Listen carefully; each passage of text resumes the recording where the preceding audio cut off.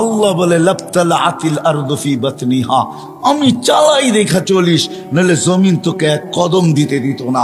লা আগরাকাতিল বাহরু ফি কারিহা, সমুদ্র তোমাদেরকে তলদেশে নিয়া ছাড়া ছাড়তো না। লা আহলাকাতিল মালাইকা, ফেরেশতা জাগারটা জাগায় চটকায় সাইজ করতো। বিশ্বাস হয় না?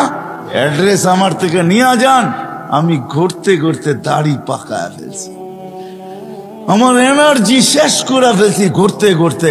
এগুলা সব আমার চোখে দেখা আছে। জান জান, কোরআনে যত জাতির ধ্বংসের কথা আছে অধিকাংশ একটা আটটা হবে, হিসাব করলে বাকি আল্লাহ আমাকে চোখে দেখায় দিচ্ছে। আমি চোখে দেখা এসে আপনাদেরকে বলতেছি। আল্লাহ বলে চলতে দিতাম না, আমি চালাই বিদায় চলো, নাহলে জমিন চলতে দিত না, নাহলে সমুদ্র চলতে দিত না। ডেলি 550 লিটার অক্সিজেন নেই আমরা, 550 লিটার।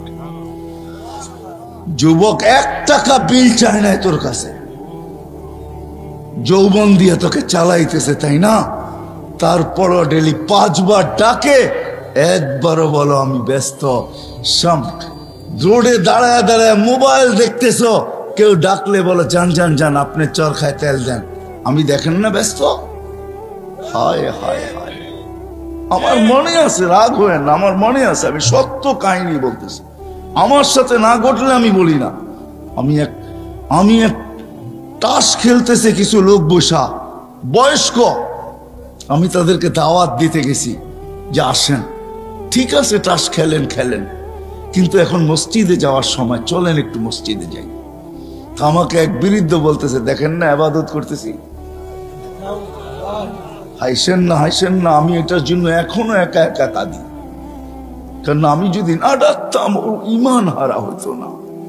আমি আল্লাহর কাছে কি জবাব দিব আমি জানি না, আমি এখনো একা একা কাঁদি। আমি গেলাম তো গেলাম কেন, এই কথা বললাম তো বললাম কেন?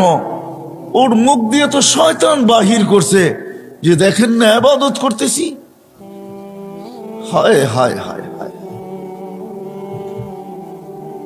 আসেন এই ছোট্ট জীবনটা যেরকম জ্ঞানার হইতে চাই, আসল জ্ঞানার তো মানুষ মরার পরে হবে, আসল সফল তো মরার পরে হবে।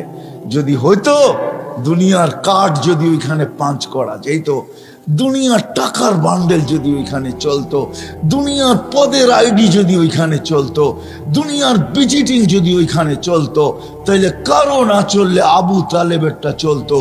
আবু তালেব 44 বছর বাতিজাকে লালন পালন করছেন। ওই আবু তালেব যা শিরা উপশিরায় মোহাম্মদুর রসুল্লাহ রক্ত দৌড়াইতেছেন, এই রসুলের রক্ত যে পান করছে তাও দূষিত রক্ত, পচা রক্ত, তাকে আল্লাহ রসুল জান্নাতে সুসংবাদ দিছেন, বলছে তোর শরীর আর জাহান্নামে যাবে না।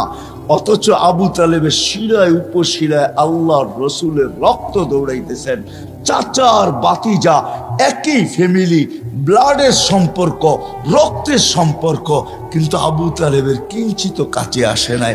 শুধু আল্লাহ রসুলের চোখের পানি ঝরছে আর বলছে আম্মি, চাচা, মা তারাক্তালি সাবিলা, তুই আমার জন্য কোনো রাস্তা রাইখা গেলি না, আমাদেরও কাজে দিবে না। আসেন ভাবি যে ওইখানে জ্ঞানার হব কি দিয়া, ওইখানে জ্ঞানার হওয়ার ঘোষণা আল্লাহ দিয়া দিছেন, ওমান ইয়াবতাগি গায়রাল ইসলামি দীনান ফালা ইউকবালা মিন ওয়া হুয়া ফিল আখিরাতি মিনাল খাসিরিন। দিন ছাড়া ওইখানে সফলতা অর্জন করা যাবে না, না না না না। আপনার দুনিয়াতে যত বড় পরিচয় হোক আর পরিচিতি হোক, দুনিয়ায় যত বড় বংশই হোক না কেন, যত বড় পদের মালিকই হই না কেন, একক সারা দুনিয়ায় একক ব্যক্তিত্বের মালিক হই না কেন, তাতে কিছু আসে যায় না।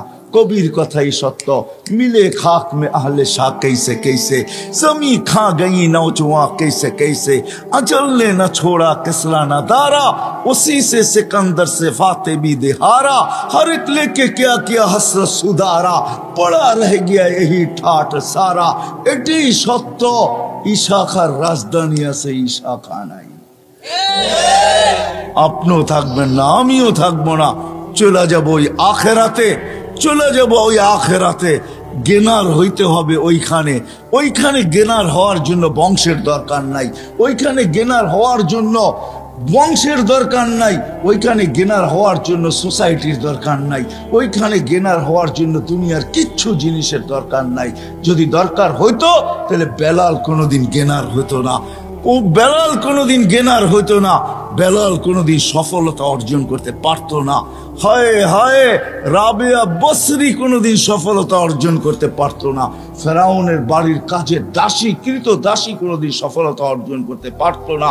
হায় হায়, দুনিয়ার ওই মানুষগুলার কাহিনী যাদের ইতিহাসের পাতায় এখনো লেখা আছে, বেশিরভাগ দরিদ্র মানুষগুলা, গরিব মানুষগুলা, যাদের দুনিয়াতে কিচ্ছু ছিল না, ওরা কোনোদিন গেনার হতে পারতো না, আর ওদের ইতিহাসের পাতায় ওদের নাম লেখাও হতো না।